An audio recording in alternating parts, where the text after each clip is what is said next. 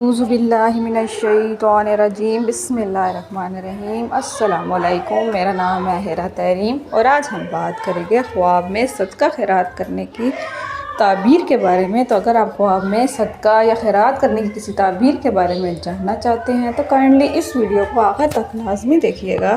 آئیے تو شروع کرتے ہیں۔ خواب میں صدقہ کرنا کیسا ہے؟